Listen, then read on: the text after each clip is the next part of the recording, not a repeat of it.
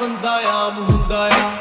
ਦੁਨੀਆਦਾਰੀ ਚੋਂ ਜੋ ਤਰਾਸ਼ ਬਣਦੇ, ਆਪਣੇ ਤੇ ਰੱਖ ਵਿਸ਼ਵਾਸ ਬਣਦੇ ਹੋਏ